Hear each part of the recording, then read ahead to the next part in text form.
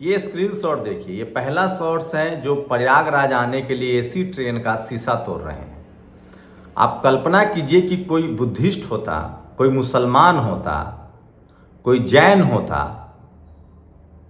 और सरकार किसी और की होती तो क्या होता। लेकिन सोचिए, प्रयागराज जाने के लिए एसी का शीशा तोड़ दें। धर्म के नाम पर क्या चल रहा है वो सब बता रहा हूं। दूसरी तस्वीर देखिए, योगी आदित्यनाथ जी ने कहा था कि 100 करोड़ की तैयारी है। पूरा प्रयागराज ही जाम नहीं है, उसके आसपास के जितने जिले हैं वो सब के सब जाम हैं।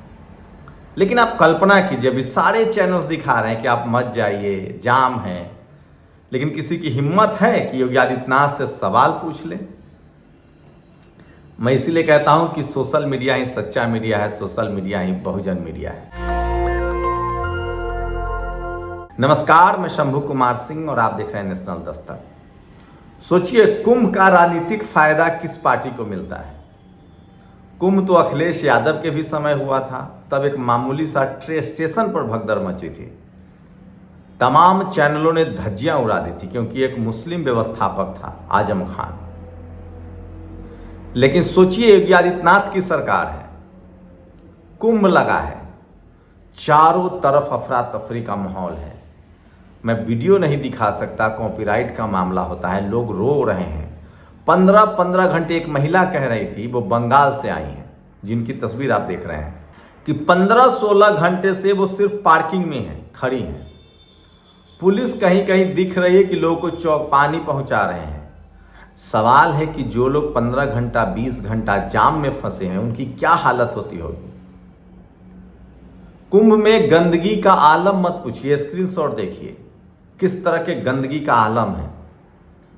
अब खबरें क्या चल रही है कि योगी आदित्यनाथ ने अफसरों को डांटा, फटकारा। तैयारी तो 100 करोड़ की थी। मैं फिर कह रहा हूं, पूरी बीजेपी सरकार इसी तरह से चल रही है। कांग्रेस भी ऐसे ही चलती थी। मैं कोई कांग्रेस का पैरोकार नहीं हूं। पूरी बीजेपी की सरकार इसी तरह से चल रही है। लेकिन मेरा सवाल मीडिया से है कि क्या ये मीडिया वाले तब भी इसी तरह से चुप रहते जब सरकार अखिलेश यादव या मायावती जी की होती? आप बताइए। ये सबसे बड़ा सवाल है। मैं इसलिए बार बार कह रहा हूं कि जो आप लोगों को दिखाया जा रहा है वो खबर नहीं, दरअसल प्रचार है। इस देश में सबसे बड़ी खबर जो मैं बता रहा हूं, सोचिए, कुंभ क्षेत्र में गाड़ियों की एंट्री बैन, ट्रैफिक और क्राउड मैनेजमेंट का प्लान लागू, माघ पूर्णिमा को लेकर सीएम योगी के सख्त निर्देश। ये इस तरह की खबरें चल रही है।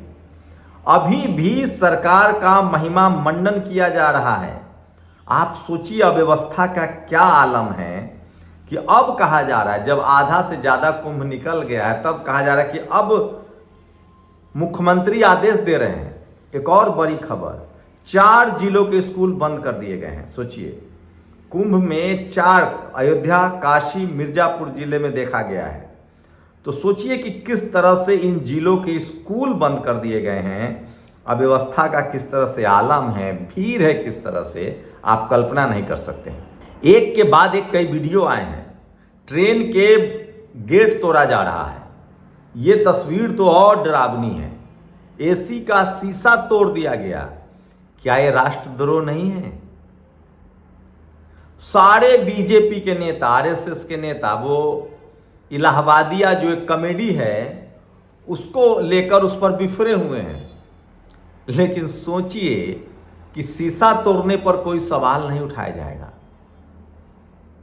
नैतिकता के नाम पर देश को बर्बाद कर दीजिए, रेल बर्बाद कर दीजिए, शीशा तोड़ दीजिए। लेकिन एक कॉमेडी सर्कस को लेकर पूरे बीजेपी ने सिर पर उठा लिया है। तमाम लोग सोशल मीडिया पर लिख रहे हैं। लेकिन सोचिए, कुंभ में जो अव्यवस्था है, मैं बार बार कह रहा हूं, इस देश के 90% ओबीसी के लोग हिंदू हैं। हिंदू धर्म का धर्म ध्वजा भी वही लहरा रहे हैं। मैं सोचिए, आप कल्पना कीजिए कि धर्म के नाम पर चलने वाली सरकार। लेकिन मेरा सारा आप कल्पना कीजिए, बस इतनी कल्पना कीजिए कि अखिलेश यादव या मायावती जी या लालू यादव की सरकार होती, कोई दलित, पिछड़ा, आदिवासी लीडरशिप मुख्यमंत्री होते और प्रधानमंत्री होते, क्या तब भी मीडिया इसी तरह से चुप होता? मैं बार बार कह रहा हूं, इस देश की बर्बादी के लिए कोई जिम्मेदार है तो कोई और नहीं, इस देश का टीवी अखबार। वो इतना घोर जातिवादी और मनुवादी है कि उसे बीजेपी कुछ भी कर दे। मीडिया बीजेपी के साथ भी कम है, आरएसएस के साथ है, और इसकी वजह है मीडिया वो जातिवाद का अभेद किला है जो जब तक नहीं ढहेगा तब तक। सोचिए, हाई कोर्ट सुप्रीम कोर्ट में एक मध्य प्रदेश के जज हैं, एससी समाज से आते हैं, कैद साहब।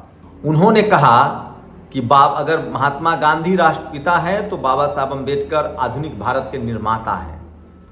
हाई कोर्ट से उनको हटाने के लिए तरह तरह की कॉन्स्पिरेसी चल रही है। कहा जा रहा है उन्होंने पहले मंदिर तोड़वा दिया, ये सब अफवाहें फैलाई गई। सोचिए, जस्टिस कैत ने 75 सालों से लटक रहा मामला, सोचिए ओबीसी का मामला 75 सालों से लटक रहा है।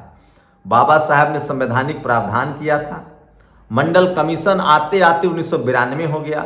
1992 के बाद भी 27% रिजर्वेशन नहीं मिला। एक झटके में एससी समाज के आने वाले जज ने उसको लागू कर दिया। लेकिन सोचिए, इस देश में जब तक मीडिया और जुडिशियरी में आप नहीं होंगे तब तक आपके साथ न्याय नहीं होगा। तो अगर आप कुंभ जा रहे हैं, जाने का प्लान बना रहे हैं, तो किसी अपने जानकार से जरूर बात कर लीजिए। ऐसा ना हो कि आपकी जिंदगी मुश्किल में पड़ जाए, बच्चों की जिंदगी मुश्किल में पड़ जाए। तो कुंभ जा रहे हैं तो सावधानी से जाइए और सावधानी से बचिए। और अब मीडिया राहुल गांधी और अरविंद केजरीवाल के पीछे पड़ा हुआ है। सोचिए, इस देश में मीडिया सत्ता से सवाल नहीं पूछता है, सिर्फ विपक्ष से सवाल पूछता है।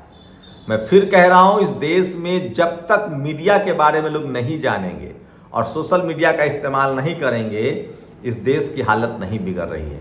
ये स्क्रीनशॉट देखिए, आर्किड 19 है, 4 बाग लखनऊ की है। ये जनसैलाब, ये भीड़ देखिए किस तरह के हालात हैं। और लॉ एंड ऑर्डर की हालत क्या है सो देखिए। यूपी पुलिस के हाथों लाश भी सुरक्षित नहीं है। महाराजगंज निवासी अजय कुमार नाम के एक दलित युवक की मौत हुई। पत्नी मोर्चरी में शव लेने गई तो पता चला कि शव ही नहीं है। और मध्य प्रदेश हाईकोर्ट के चीफ जस्टिस न्यायमूर्ति सुरेश कुमार कैद साहब ने न्यायालय परिसर में संविधान वाटिका का उद्घाटन करने के दौरान कहा, अगर महात्मा गांधी आजाद भारत के राष्ट्रपिता हैं तो बाबा साहब अम्बेडकर मॉडर्न भारत के राष्ट्रपिता हैं। डॉक्टर भीमराव अम्बेडकर ने काम के घंटे तय कराए, मैटरनिटी लीव का अधिकार दिलाया, जस्टिस कैद। और ये वो तस्वीर है, कुंभ जाने वालों की भीड़ ने मधुबनी स्टेशन पर स्वतंत्रता सेनानी एक्सप्रेस के एसी कोच के शीशे तोड़ डाले। कौन बात करने जाएगा। लखनऊ से इलाहाबाद जाने वाली ट्रेन की हालत देख लीजिए, चारबाग स्टेशन पर सांस रुक जाएगी। और तमाम लोग जो ट्रेनों की जो भीड़ के साथ साथ गाड़ियों की भीड़ दिखा रहे हैं। ये स्नेहा कुशवाहा हैं, इनका बीएचयू में, वो वहाँ पढ़ती थी, बीएचयू में उनका शव मिला है। पुलिस का कहना है सुसाइड है। तमाम तरह के सवाल उठा रहे हैं, हम तस्वीरें नहीं दिखा सकते हैं ये सब। तो तमाम खबरें हैं जो सोशल मीडिया पर वायरल है। लेकिन सोचिए, कुंभ में इस तो लॉ एंड ऑर्डर का मामला हो या कुंभ हो, भ्रष्टाचार हो, अगर बीजेपी शासित राज्यों में कुछ हो रहा है तो मीडिया सवाल नहीं पूछता है। क्यों? आप अगर को ये लगता है कि मीडिया डरी हुई है तो आप गलतफहमी में। आपको ये लगता है कि बीजेपी सरकार पैसा दे रही तो भी आप गलतफहमी में। ये जाति का कनेक्शन है, ये वैचारिक सहमति है। इस देश में जब तक रिजर्वेशन लागू नहीं होगा, जब तक जाति जनगणना नहीं होगा और जब तक हर जगह एससी एसटी ओबीसी किसान अल्पसंख्यक समाज की भागीदारी नहीं होगी। सोचिए, हाई कोर्ट सुप्रीम कोर्ट में भी एससी एसटी ओबीसी का इक्का दुक्का जज आने लगे हैं।